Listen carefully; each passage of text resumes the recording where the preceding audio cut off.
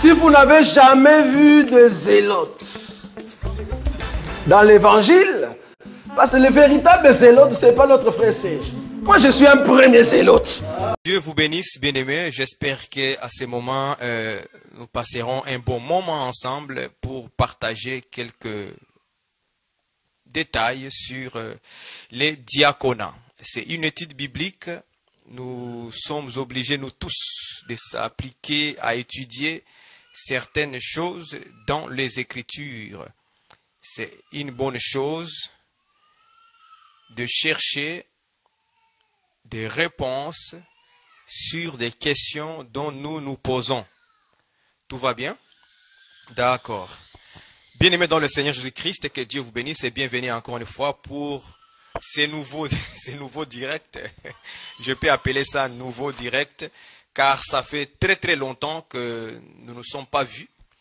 Et aujourd'hui, par la grâce de Dieu, le Seigneur a voulu que nous puissions faire un retour ensemble pour partager cette étude biblique ensemble avec vous. J'espère que par la grâce de Dieu, nous allons y arriver à se comprendre, enfin que nous laissions de côté les débats et des choses inutiles qui ne peuvent pas en réalité nous amener à la foi. Notre objectif aujourd'hui, c'est d'amener aussi une petite lumière de la grâce du Seigneur qui nous a fait aussi, étant aussi enseignant de la parole. Je crois que Dieu va nous éclairer dans les petits détails, peut-être que nous étions ignorants.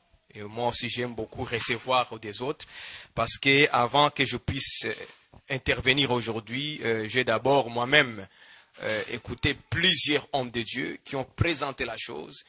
Et je me suis mis à l'investigation, à la recherche moi aussi, comme tout frère, comme tout disciple, qui doit chercher certaines choses pour trouver la bonne réponse, en fait de ne pas vaguer dans tout vent de doctrine, tout vent d'enseignement par-ci, par-là. Donc, aujourd'hui, c'est une étude biblique. J'aimerais que vous ayez votre Bible, peu importe la version que vous avez chez vous. Utilisez aujourd'hui, comme dans mes habitudes, de rappeler les gens que lorsque vous venez ensemble, on parle des choses de Dieu. Ayez votre Bible à côté de vous. Lorsque nous donnons un passage biblique, j'aimerais que tu l'ouvres et que tu regardes avec tes yeux ensemble avant que nous puissions donner l'interprétation, l'explication. Il faut d'abord lire les textes. Les textes est très important. D'abord lire les textes, c'est très important. Mais avant de continuer, sans oublier, nous ne pouvons pas commencer sans avoir élevé la voix pour rendre grâce à Dieu pendant ce moment de direct. Car l'ennemi est jaloux, vous le savez. Et nous voulons que Dieu puisse conduire aussi ces moments, c'est très important. Prions ensemble, et même dans votre cœur là où vous êtes, élevez la voix et dire Seigneur, j'aimerais aussi capter quelque chose de la part du Seigneur, une lumière sur quelque chose que je ne connaissais pas. Prions en Jésus-Christ. Éternel notre Dieu, notre Père, nous te bénissons, nous te rendons grâce pour ces moments merveilleux que tu nous accordes de retourner encore une fois dans nos émissions en ligne. Malgré les obstacles de la vie, de fatigue, ainsi de suite. Mais aujourd'hui, Seigneur, tu as voulu que nous commencions par là, pour encore exhorter, édifier, fortifier, encourager tous nos bien-aimés qui sont restés toujours actifs en ligne pour partager la parole du Seigneur. Merci Père pour cette opportunité merveilleuse que tu nous accordes dans ta grâce, dans ton amour, dans ta fidélité, comme un berger qui garde nos âmes auprès de toi. Je te dis merci mon Dieu, mon roi, pour nos frères, nos sœurs qui sont là présents pour écouter ce moment et pour partager ensemble. Je prie Seigneur que tu ouvres notre entendement spirituel ensemble dans l'unité de la foi, que nous puissions comprendre et avoir une même lumière. Car il n'y a qu'une seule lumière qui peut nous éclairer, c'est Jésus-Christ, la parole. Sois béni et sois glorifié, Seigneur. Conduis nos pensées, nos âmes, nos émotions, nos sentiments, nos questions, nos réponses. Tout, Seigneur, conduit. Enfin, que toi, Seigneur, seul, Jésus-Christ, que tu sois élevé. Merci pour ta présence au nom de Jésus. Et si nous avons prié. Amen. Que Dieu vous bénisse. Nous allons rentrer dans notre étude aujourd'hui sur les diaconats. Les diaconats. Mais j'ai été aussi obligé par la grâce de Dieu de faire mes recherches aussi sur les mots parce que je vais vous dire franchement la vérité, honnêtement. J'avais pas fait attention en fait sur les diaconats, qu'un jour les diaconats pouvaient amener un peu de tiraillement, hein, si je peux me permettre d'utiliser ces mots-là, entre frères. Mais je dirais bien que ça m'a poussé aussi de faire des recherches. Parce que je n'avais pas encore fait attention à ça pour m'embarquer là-dessus et chercher à savoir comment on établit les diaconesses, les diacres, comment on fait ceci, comment on fait cela.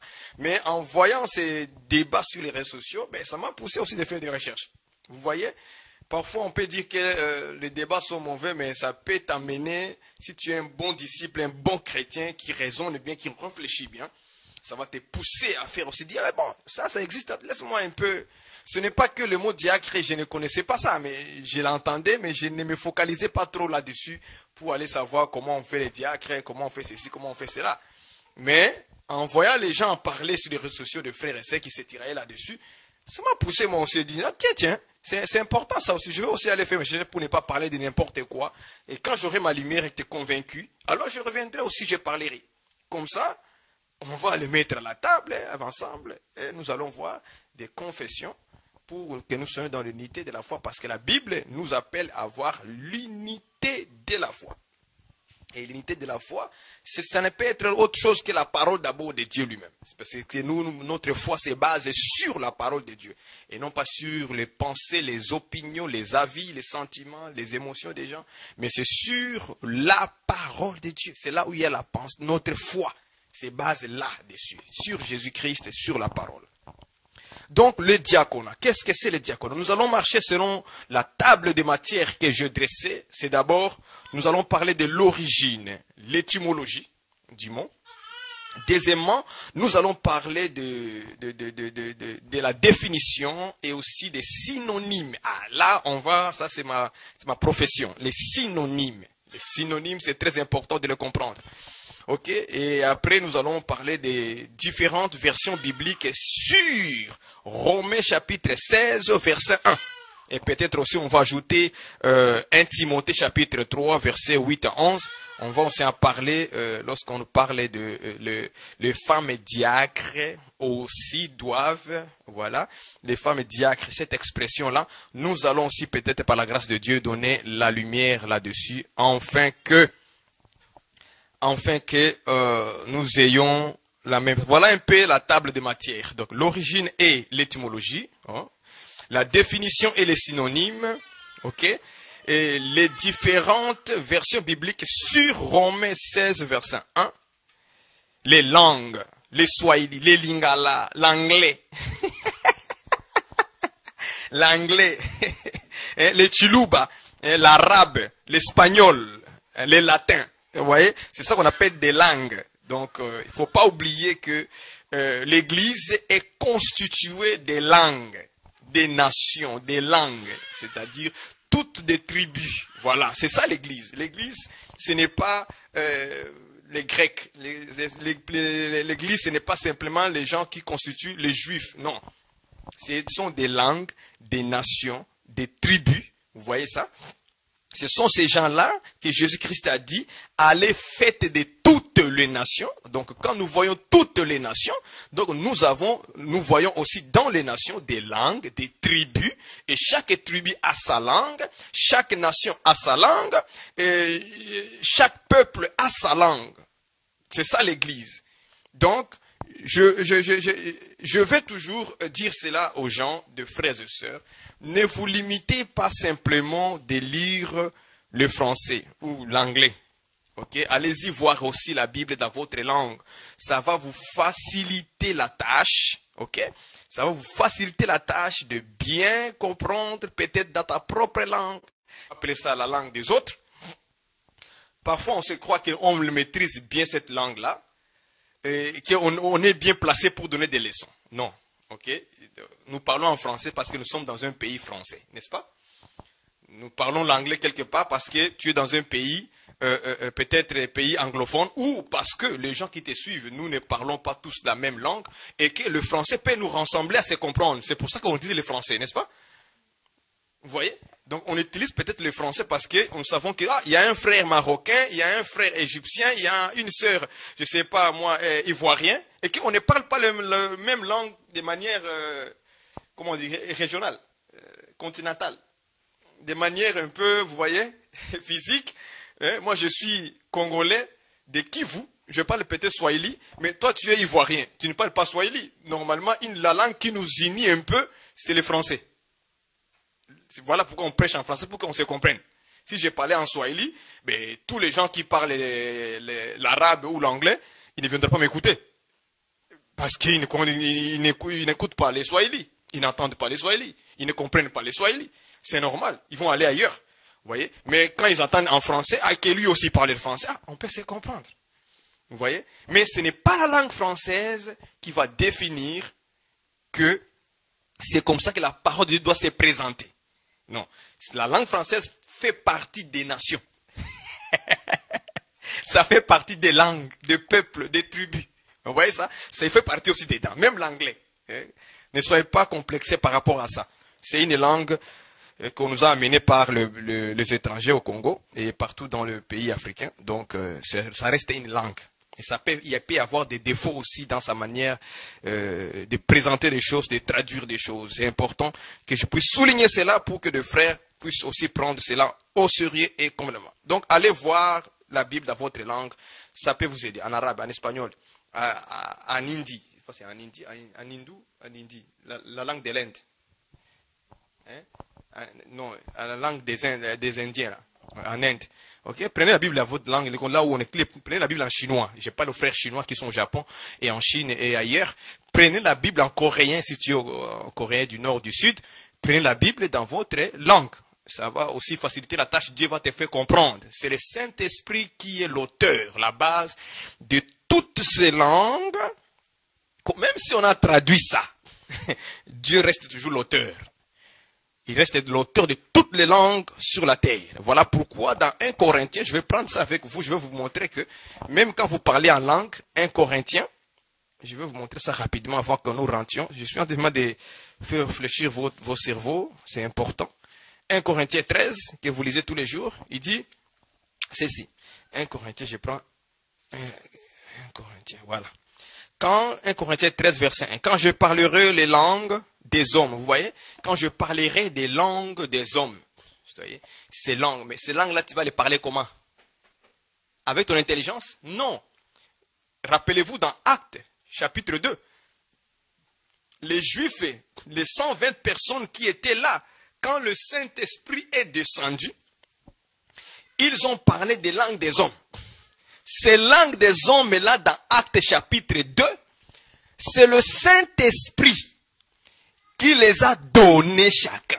Vous voyez ça? Donc, celui qui a conduit les langues des hommes, c'était le Saint-Esprit. Ce n'était pas moi-même qui va fabriquer comme ça. Non, c'est le Saint-Esprit qui descend et qui donne ces langues des hommes aux gens qui ne parlaient pas cette langue des hommes-là. Et ils vont commencer à s'exprimer dans ces langues. En plus, on appelle ça les langues maternelles. Dans la précision de lecture. Il dit des langues maternelles. Et ils ont commencé à parler. Par quelle puissance? Par la puissance du Saint-Esprit. C'est pour ça que j'ai dit que les langues des hommes, les langues que nous parlons, les Chinois, les Swahili, les Lingala, les Chiluba, les Kikongo, le français, l'anglais, les Coréens, la langue de l'Inde, vous voyez tout ça? Toutes ces langues-là, c'est le Saint-Esprit qui les maîtrise. Et il sait bien s'exprimer dans ces langues-là sans défaut. J'aime ça. Le Saint-Esprit sait s'exprimer dans ces langues des hommes là, sans défaut. C'est pour ça que lui, il est le seul qui peut t'expliquer Romains 16, verset 1. Vous voyez ça? C'est lui seul qui peut te révéler que non, ici, les mots ça signifie ça comme ça ici. Ok, vous voyez ça? Donc, voilà un peu. Il faut se confier au Saint-Esprit. Mais quand vous ne vous confiez pas au Saint-Esprit, vous allez commencer à se jeter de pierres, à se battre, et vous finirez par vous haïr entre vous à cause d'un petit mot, tout simplement. C'est important. Et que la Bible dit aussi, pour l'ordre des choses, quand un parle, l'autre écoute. Et que quand l'autre n'est pas d'accord, ok, c'est ce que l'autre parle, l'autre qui a parlé doit se taire, s'asseoir, et l'autre va parler. C'est ça qu'on a parlé de la prophétie, non? La prophétie que c'est pour la donner comme consigne. Quand il y a un qui prophétise, que les autres jugent. N'est-ce pas? C'est dans ces pensées-là que j'essaie de vous amener dans la bienséance des choses. Et non pas dans les tiraillements. Les tiraillements, ça ne fait pas partie de la vie des enfants de Dieu. Quand l'un est en train de parler, on l'écoute. Si je ne suis pas d'accord, il finit de parler, il s'assoit. Moi aussi, je me lève, je parle et moi aussi à mon tour. Et c'est comme ça que lors de la bienséance, et l'amour va régner entre nous. Et on va sortir, on est dans la joie. Pas qu'on va sortir sans solution. Moi, je n'aime pas quand on rentre dans quelque part pour résoudre un problème. On sort, on n'a pas eu de solution. Parce que tout le monde a voulu parler au même moment et on ne s'est pas compris. Ça ne vient pas de la bienséance selon les Écritures. C'est des désordres. Quand l'un parle, les autres écoutent. Et qu'on trouve des points où on n'est pas encore d'accord, l'autre qui a parlé, il finit, il s'assoit, l'autre va donner sa position, son explication. Et c'est comme ça qu'on va arriver à se comprendre. Vous voyez ça un peu quoi? Donc, les langues des hommes, même des hommes, c'est le Saint-Esprit qui les contrôle. C'est lui qui connaît bien s'exprimer dans ces langues-là et peut bien aussi nous orienter bien dans l'amour et on aura la réponse claire. Rentrons dans notre sujet, l'étude de diaconat. On va parler en français, on va essayer de démontrer cela en français comme on l'a dit, parce que plusieurs qui nous suivent, ils nous suivent en français.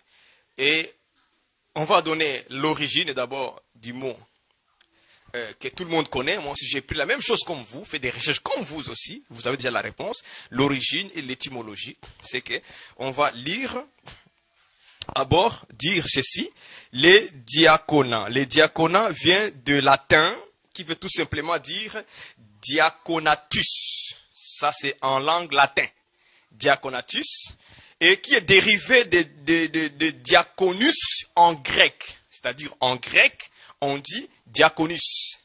Hein? Comme le bien-aimé docteur, je pense c'est Alain, qui a dit diakovo. J'aime ça. Okay, on peut les prononcer diakovo, et dans d'autres versions, dans d'autres façons de le dire, il dit diaconus ou diakonos, qui veut dire diacre, tout simplement. C'est équivalent en français des serviteurs, servantes, ministres. Est-ce que vous voyez ça? Donc, diaconus, c'est l'équivalent des ministères, de services. Maintenant, une personne, on dit diaconos, qui veut tout simplement dire diacre.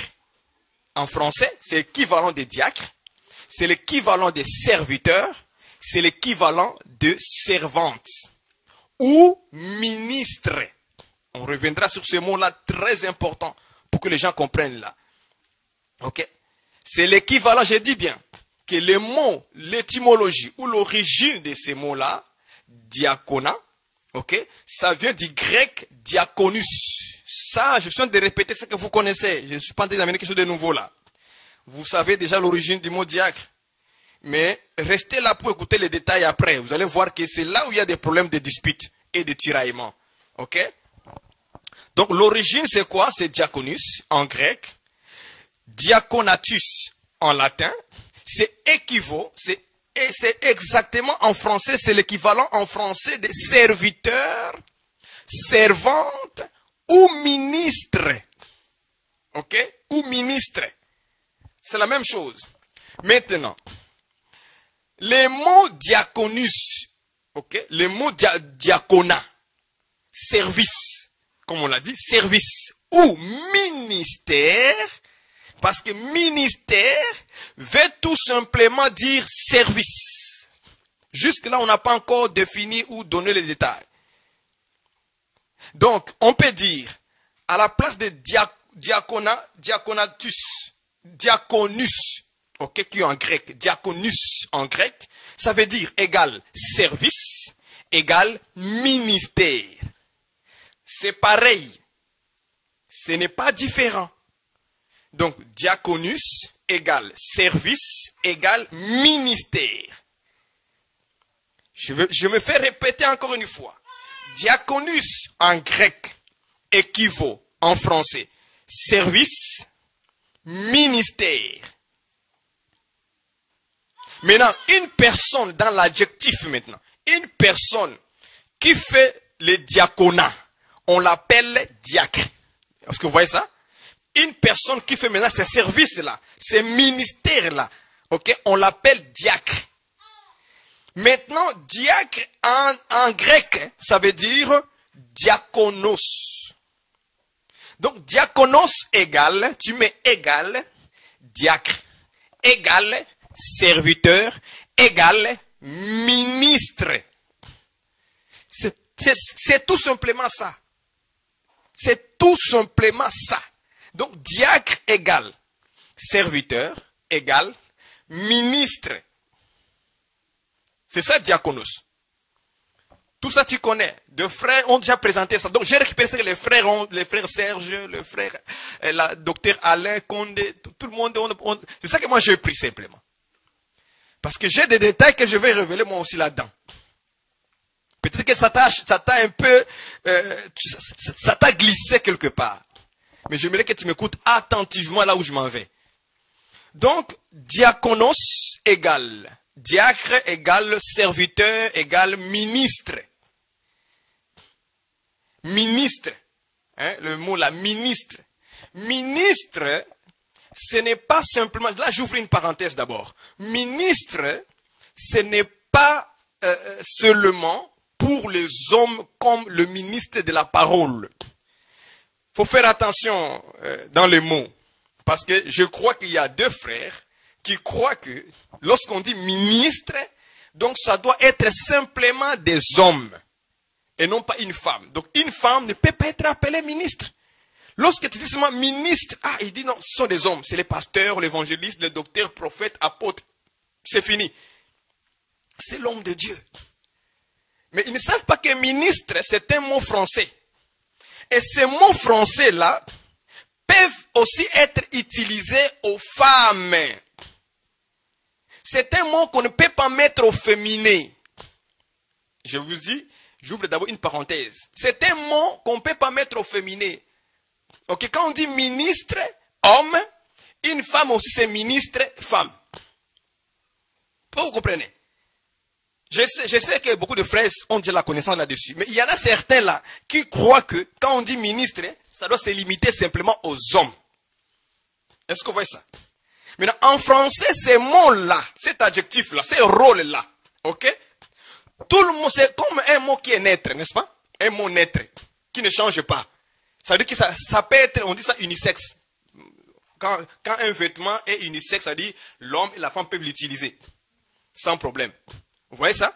Donc, ce mot-là est unisexe. Ça veut dire que pour l'homme, on peut dire ministre homme, et on peut dire pour la femme, ministre femme. Ça reste ministre. Ce n'est pas un mot mystérieux. Hein? Non. C'est un mot de l'autorité. Vous voyez? Dès qu'il attend ministre, il voit l'autorité. C'est exactement ces problèmes-là de tiraillement, de disputes sur les réseaux sociaux. Parce que quand la personne entend le mot diacre, il s'est dit que c'est l'autorité. Automatiquement pour lui, une femme ne doit pas être diaconesse. Non, c'est de l'autorité. Vous voyez, la Bible dit que la femme ne doit pas enseigner. Directement, lui, dans sa tête, il attend l'autorité, il va dans l'enseignement. Vous voyez un peu cet raisonnement-là. Il faut qu'on efface ça. Il faut qu'on efface ça. Ce n'est pas chaque fois qu'on donne un titre dans la Bible, automatiquement tu vois l'autorité, l'enseignement. Non, la femme ne doit pas prendre l'autorité sur l'homme. C'est écrit, frère, dans les Écritures. Paul l'a dit. Vous voyez, la femme ne peut pas être diaconesse. Parce que ça, la version Louis II a mal écrit. Il a fait une erreur. Il faut aller dans les d'autres versions. On a dit servante. C'est la servante qui mérite. C'est la servante. Vous voyez, là, tu parles dans la langue française qu'on ne maîtrise pas. Et ça, ce n'est pas bien. Ça, ce n'est pas bien. Je sais pas si vous me comprenez. Donc, quand les frères entendent le mot ministre, automatiquement, ils voient l'autorité, l'enseignement, les pasteurs, l'homme de Dieu. Quand tu définis des choses dans ta tête comme ça, efface ça tout de suite, mon frère. Aujourd'hui, là, tu auras la lumière. Ah oui, glorifie le Seigneur déjà. Tu auras la lumière. Donc, ministre n'a rien à voir avec enseigner la parole. Ministre n'a rien à voir avec l'autorité. Non, c'est un mot qui veut dire serviteur ou servante. Je ne sais pas si vous me comprenez là-dessus. C'est un mot naître. C'est-à-dire qu'une femme, on peut l'appeler la ministre de Dieu. La seule chose qui va changer dans ta phrase, c'est l'article là. La ministre, tout simplement. Et l'homme, on va dire le ministre. Est-ce que vous voyez ça? Mais le mot ministre reste neutre. Ça ne change pas. Et sa définition ou sa synonyme, c'est serviteur. Rien à voir avec la complication du mot où on va lui donner une autorité là où il n'y en a pas. C'est pour ça que j'ai démontré deux versions bibliques par rapport au Romains chapitre 16, Romains 16, verset 1. Moi, j'ai fait mes recherches. Les différentes versions là, je les ai écrites ici sur le papier. Si j'avais un système d'ordinateur, j'aurais commencé à monter le verset directement. Mais voilà, je le fais. Les différentes versions bibliques sur Romains 16, verset 1. Je les ai toutes écrites. Je vais lire pour vous. Moi, je ne suis pas paresseux. Moi, quand je fais des recherches, je me base des semaines dans les recherches. On reste là. Écoutez, je vais vous donner une version différente de Romains 16, verset 1. Écoutez ce qu'on a écrit. Traduction écuménique de la Bible. Et ils ont traduit comme ça. Je vous recommande Phoebe, notre sœur, virgule, ministre de l'église. Mais là, quand toi tu lis ça là, ministre, non, frère, vous voyez, cette traduction-là, ils ont fait une erreur. Parce que tu ne maîtrises pas le français, c'est ça. Il faut être honnête. Il faut être honnête. Là où on t'a enseigné que ministre veut dire enseigner, ministre veut dire autorité, ils t'ont menti. Vous voyez ça? Parce que c'est comme ça que les frères lisent. Ministre, non, c'est une erreur, vous voyez? Non, ministre veut dire servante. Parce que comme il s'agit d'une femme, on va interpréter dans un français facile. On va dire servante. C'est pareil. Donc pour moi, je ne m'inquiète même pas qu'on dit ministre, Phoebe. Ça ne me dérange pas. Parce que je sais déjà qu'en français, ces mots-là est naître. Est-ce que vous comprenez ça? Je ouvre cette parenthèse et je l'insiste là-dessus. Je sais pourquoi. Et les frères qui m'entendent sont de rire. Ils savent pourquoi aussi. Est-ce que vous comprenez ça?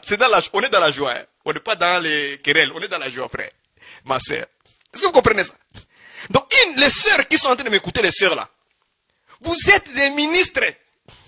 Voilà pourquoi vous allez voir que dans les assemblées des saints, ok, il n'y a aucun frère qui va appeler une sœur ministre. Parce qu'il a peur. Il s'est dit, ministre, c'est l'autorité. Ministre, c'est l'enseignement. Donc, elle n'a pas de... Donc, elle a fabriqué une définition comme ça dans sa tête. Enlevons les coutumes dans les affaires de Dieu. Voilà les erreurs qu'on va faire. Moi, je ne suis pas là à l'école, dans l'université, hein, pour aller connaître beaucoup de mots. Non. Je connais ce que je connais, je dis ce que je connais. Ce que je ne connais pas, je laisse à côté. Est-ce que vous comprenez? Hein? Voilà pourquoi il faut aller voir dans nos langues. Il faut aller voir les ministres là qu'on a dit ici, là, dans la traduction écuménique de la Bible. Ça veut dire quoi dans ma langue? Allez voir. C'est dans ta langue, on va t'interpréter dans ta langue. En anglais, on va l'interpréter en anglais. Est-ce que vous voyez ça? Donc quand tu vois ministre, toi tu dis, enseignement, autorité. Non, ministre veut dire servante. Comme il s'agit de la sœur Phoebe, c'est-à-dire servante. Et ça ne peut pas nous amener de débat là-dessus. Il n'y a pas de débat à faire. Quel débat on va faire ici? Merci. Quel débat on va faire ici? Il n'y a rien de faire de débat là. C'est ministre et ministre. Donc la sœur Wani, tu es une ministre de Dieu. La sœur Esther, tu es une ministre de Dieu. La sœur Thérèse, tu es une ministre de Dieu. Donc, il y a des frères dans les têtes. Quand je dis ministre, je dis frère, non, ça c'est pas la doctrine de Jésus. L'apôtre n'a pas prêché comme ça. L'apôtre Paul a prêché ça. Il a appelé Phoebe ministre, selon la traduction de écuménique de la Bible. Maintenant, quand tu vois d'autres versions où on dit servante, là tu es content, hein? Toi, tu penses que Louis II a fait une erreur? C'est ce que tu penses? Tu penses que la Bible, les traductions écuméniques ont fait une erreur en disant ministre?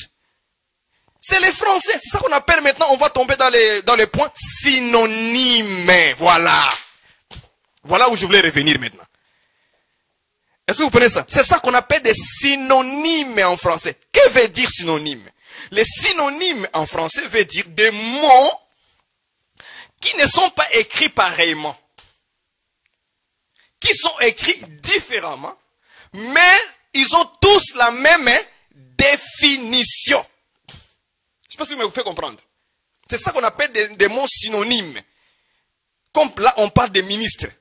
On parle de serviteurs ou servantes. Vous voyez ça? On parle de diacres. On parle de diaconesses. Vous voyez ça? Tout ça, ce sont des synonymes. Vous voyez, ce sont des mots différents. Diacre. Ok? Diacre. Serviteur. Ministre. Vous voyez ça? Ils sont tous différents, non? Ils sont écrits différemment. Mais leur point seulement initial, c'est quoi? Service. Ils sont de servir. C'est ça leur définition. Ils sont de servir. Tout simplement. Est-ce que vous voyez ça? Est-ce que vous comprenez là où je suis en train de partir? Je parle de manière simple de la langue. Dans la langue d'abord. Dans la langue. Est-ce que vous voyez ça? Donc, quand on dit ministre, revoilé dans servante quand c'est une femme. Quand on veut ministre, si c'est un homme, revoilé au masculin. Pour dire serviteur. C'est tout. Quand on voit diacre, regarde-le comme serviteur. Quand on voit diaconesse, regarde-le comme une femme servante. Et point barre.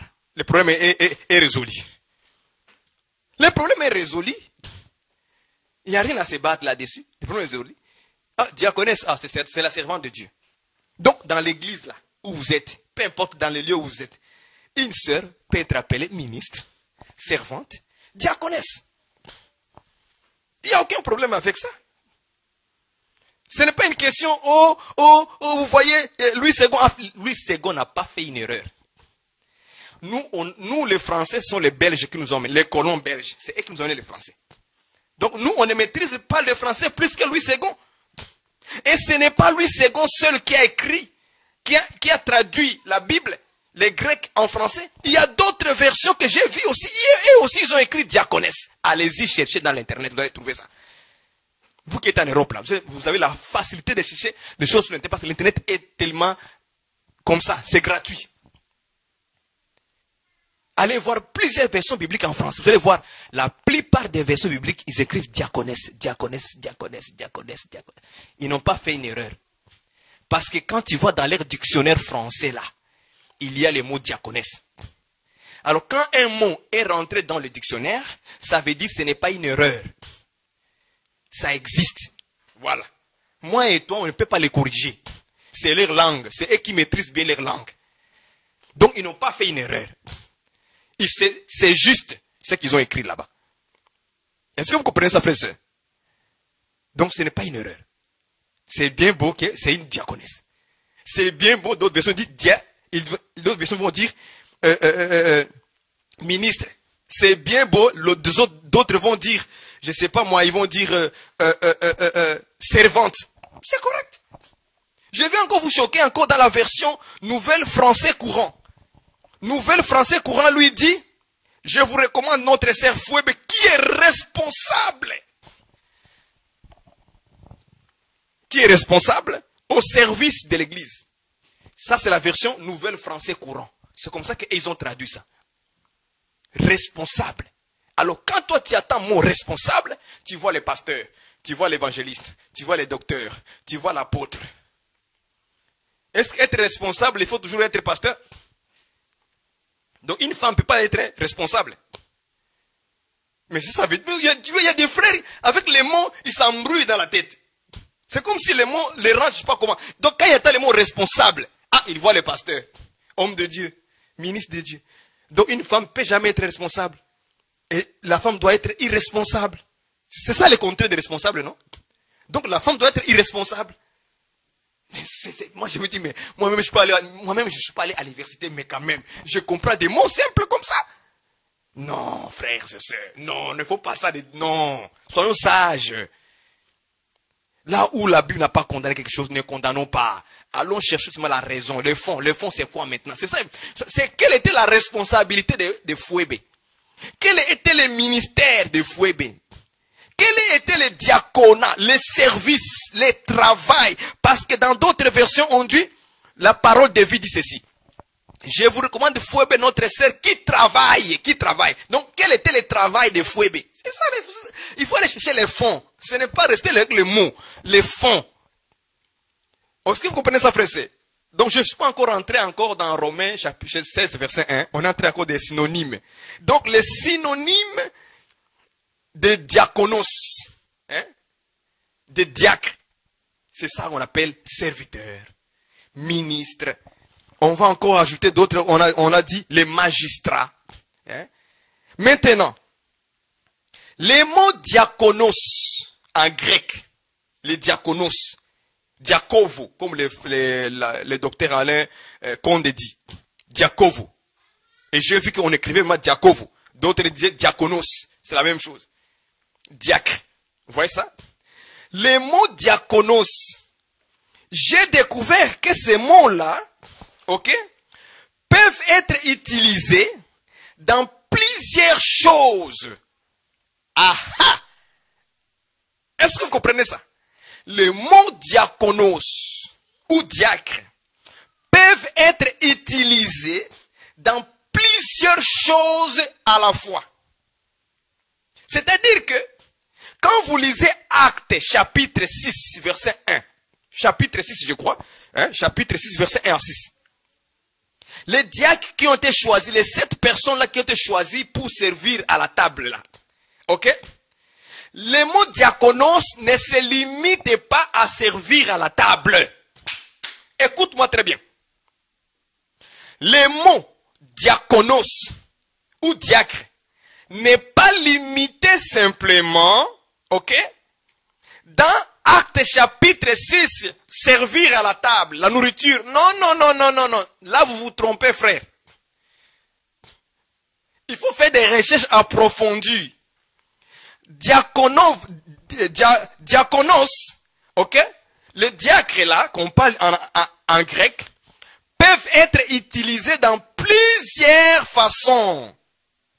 C'est-à-dire, il y a, par exemple, dans Actes chapitre 6, on nous parle de diaconos, de diacres qui ont été choisis pour servir à la table.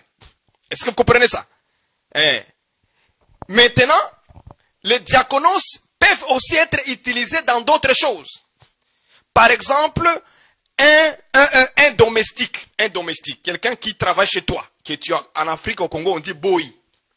Un boi. Les domestiques, là. La servante ou bien le serviteur que tu as à la maison.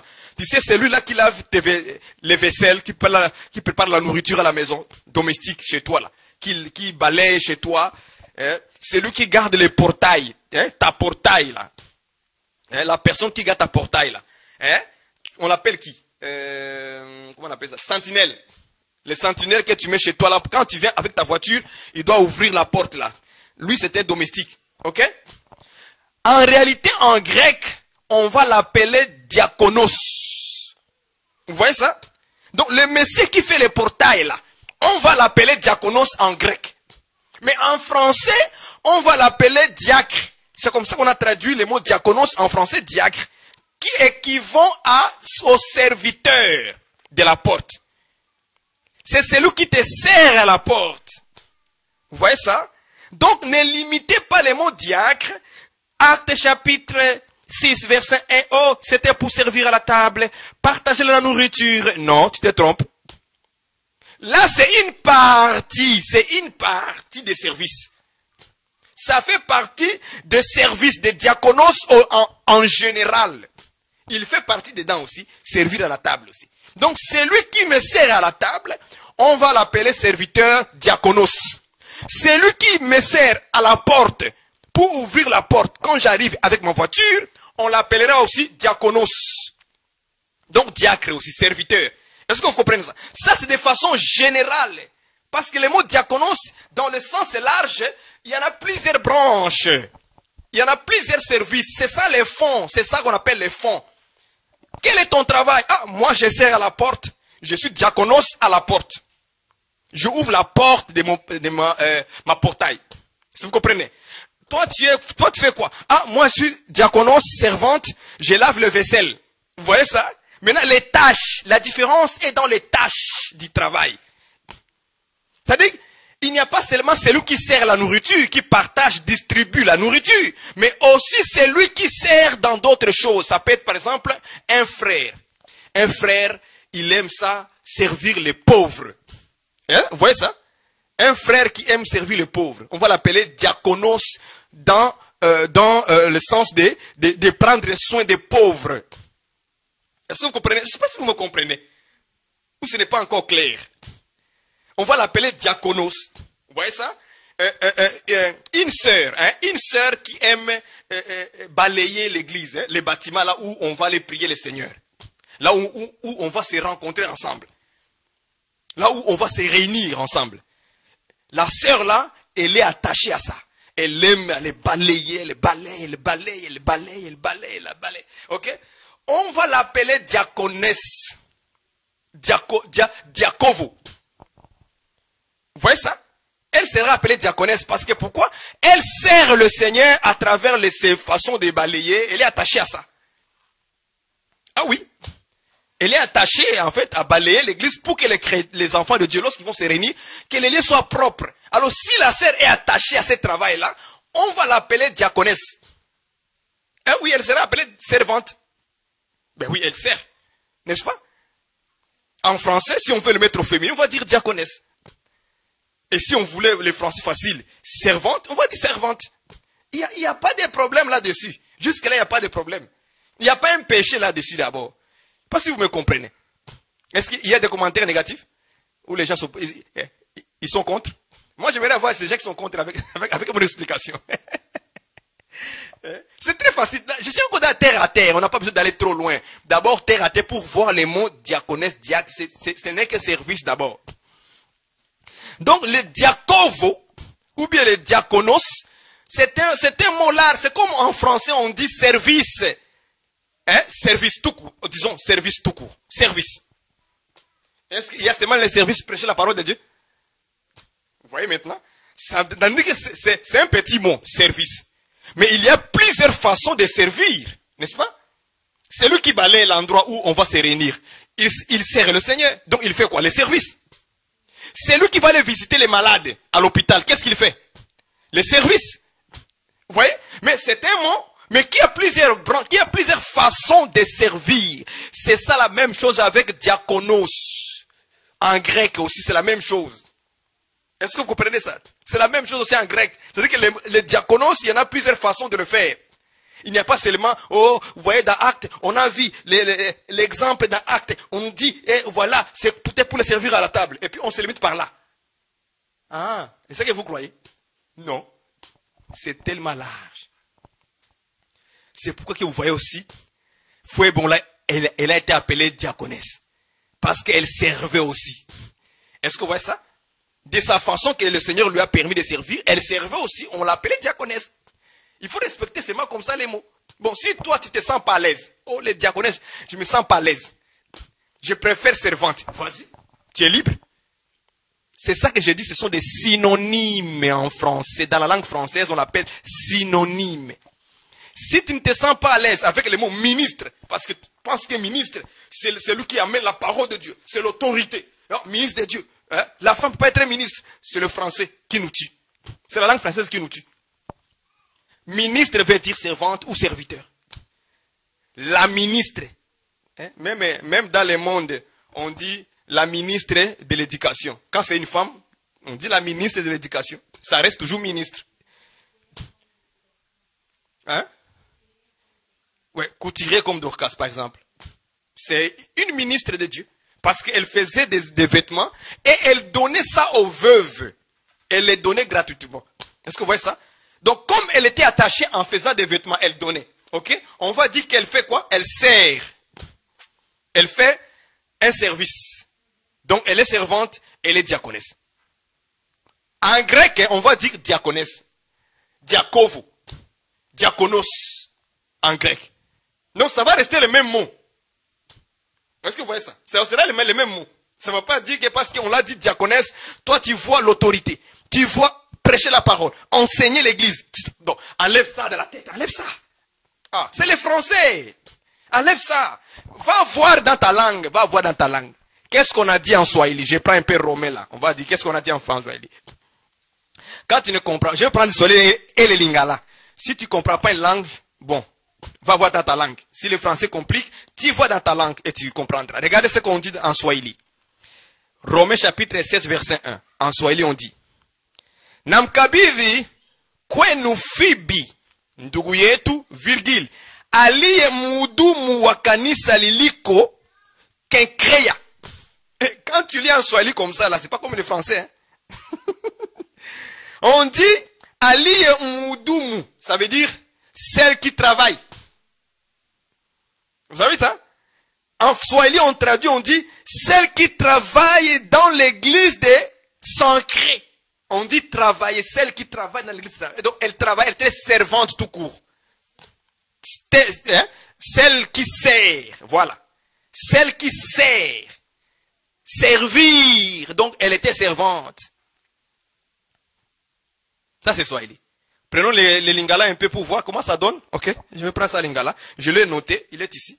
Je l'ai écrit moi, j'ai fait toutes mes recherches. Prenons un peu à lingala, on va voir. Nasengi bino pona febe. Ndeko na biso ya mwasi.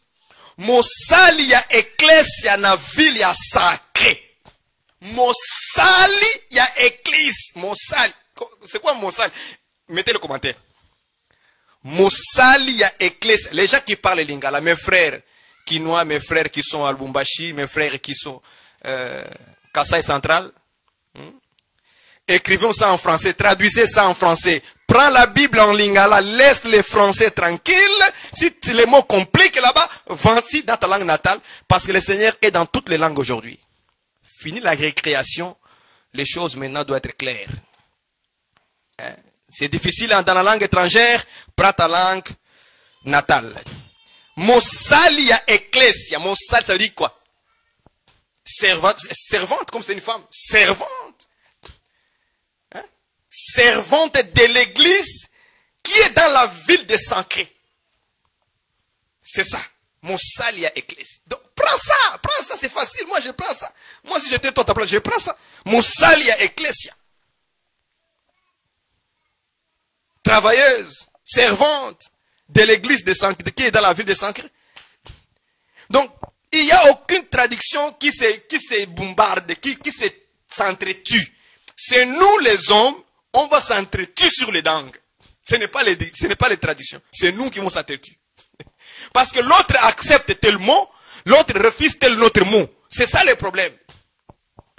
Prenons ça comme des synonymes de langue. Qui veut dire que Fouébé travaillait. Elle était servante. Elle servait le Seigneur dans l'église. Maintenant, le fond, c'est quoi le fond? Quel était le travail qu'elle faisait? C'est ça le fond. Parce que je peux être diacre. Ok? Lui aussi le diacre. On est au moins 15 ou 20 diacres dans la même église. Mais nous tous, on ne fait pas la même fonction. N'est-ce pas? N'est-ce pas? C'est juste. On peut être 15, 50 diacres dans une même église. Mais nous tous, on ne fait pas la même chose. Lui peut être, moi je peux être diacre par exemple. Je sers les gens à la table lorsqu'on mange. Je vous sers à la table, le repas. Ou bien je distribue la nourriture à tous les chrétiens.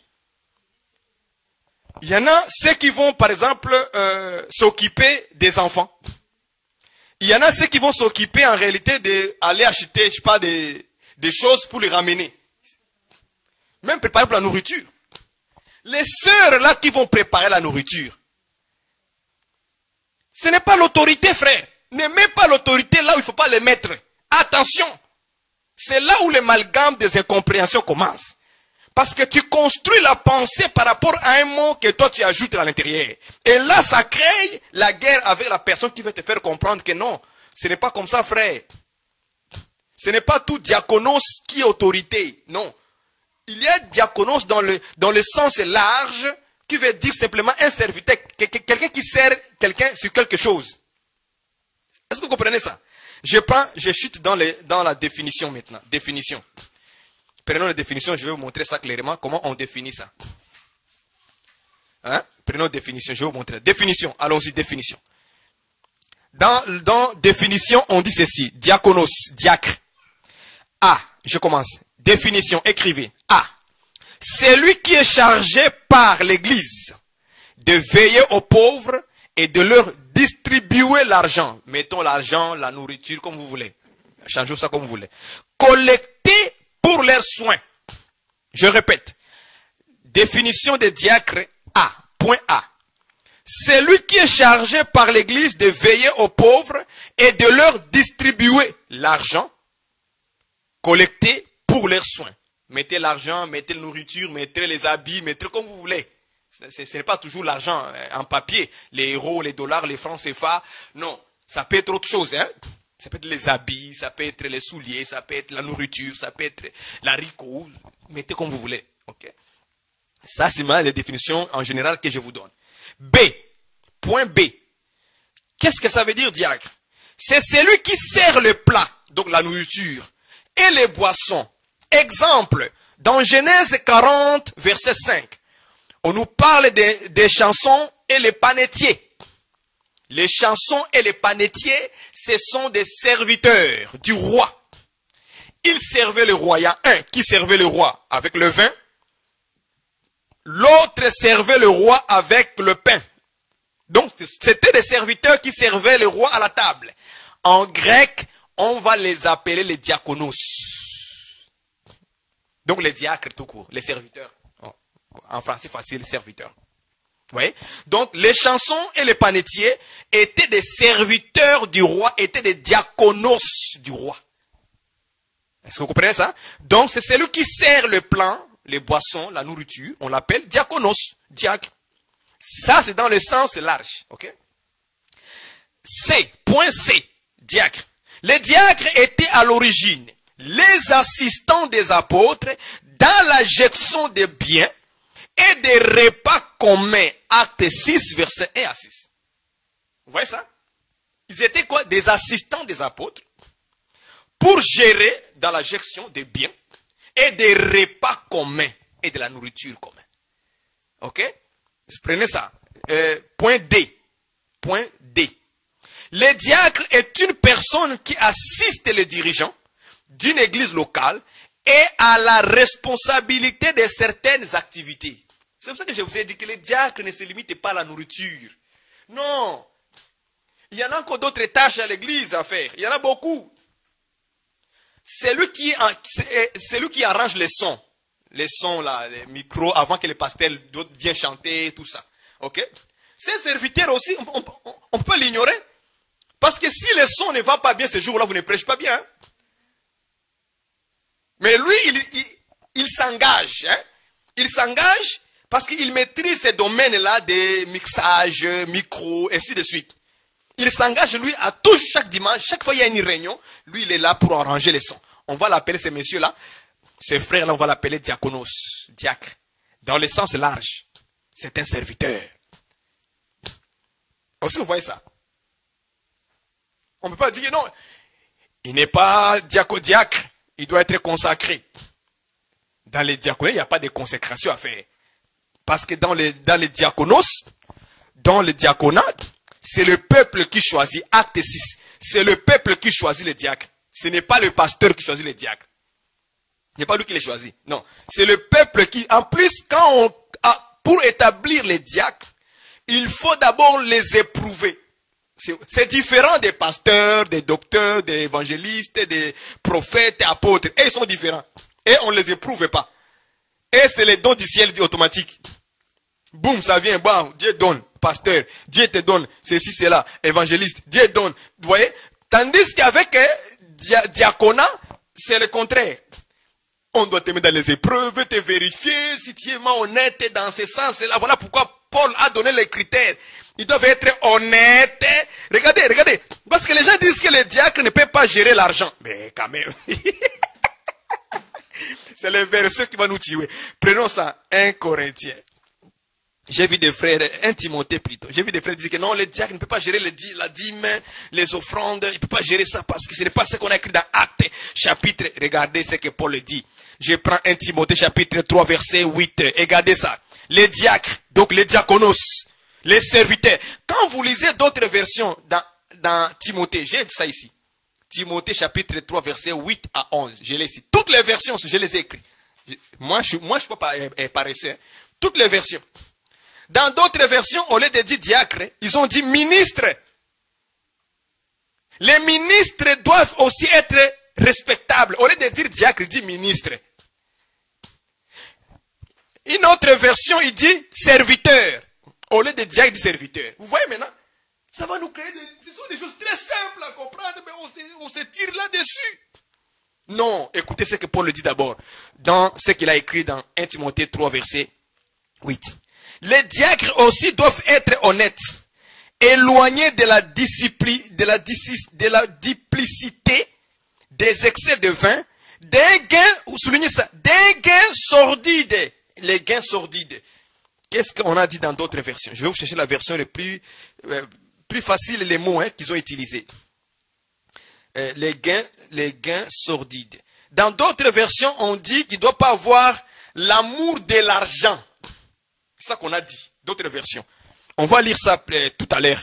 Les versions de 1 Timothée 3, 8 à 11, différemment. Comment ils ont chacun écrit sur ces choses-là. Ok? Ils ont parlé de l'argent. Maintenant, quand Paul parle de l'argent, ok? Quand Paul parle par rapport au diacre, c'est qu'il savait que le diacre devait faire quoi? Devrait garder l'argent. Parce qu'il parle qu'il ne doit pas avoir... il y a un mot qu'il a utilisé. Il ne doit pas avoir cherché l'argent avec des manières mauvaises. Mais il doit être honnête. Cette honnêteté, c'était par rapport à garder les moyens financiers. Donc, il ne doit pas chercher à les gagner de manière injuste, mais il devait les gagner de manière juste. C'est-à-dire, c'était des personnes aussi, on les guettait par rapport à l'argent. Hein? C'est pour ça que Paul a mis ces points-là.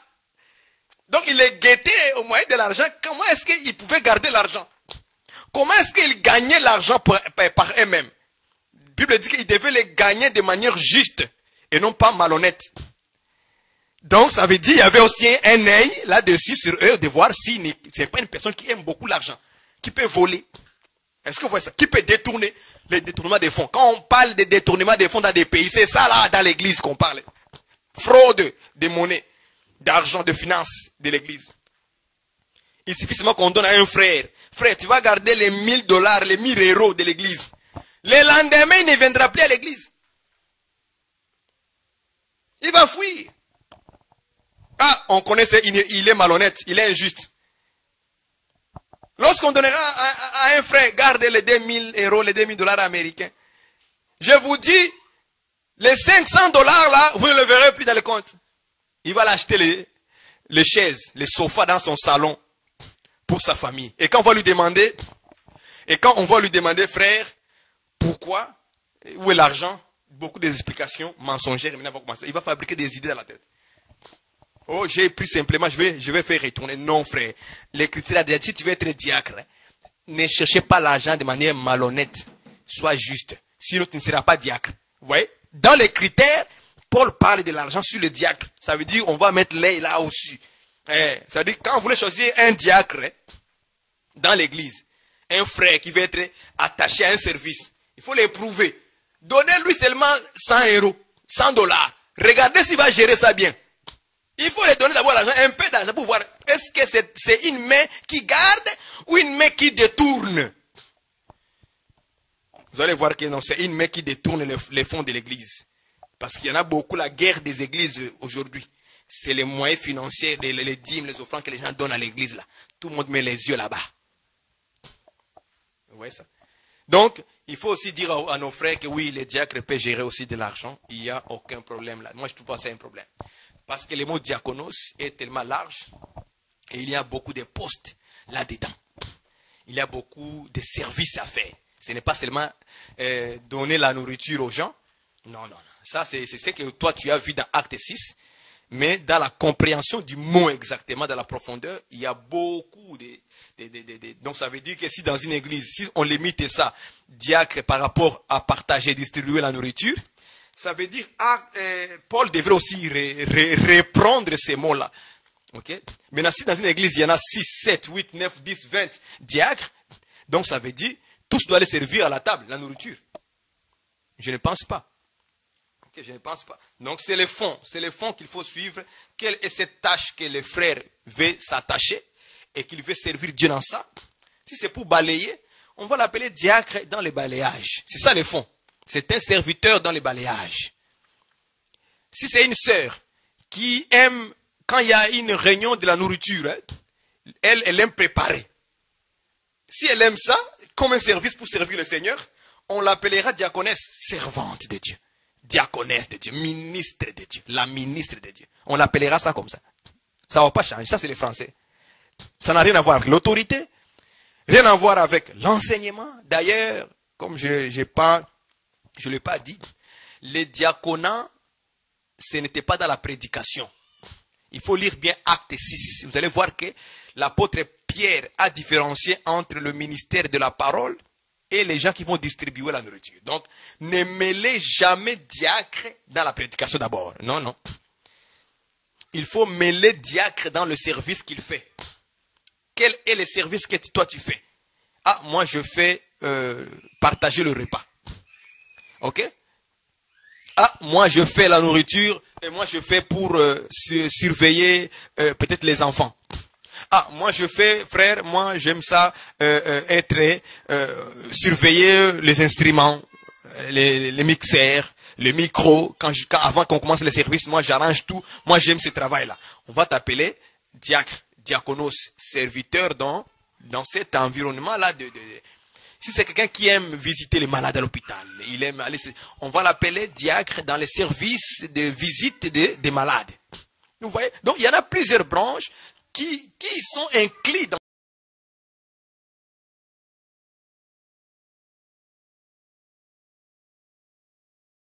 Alléluia.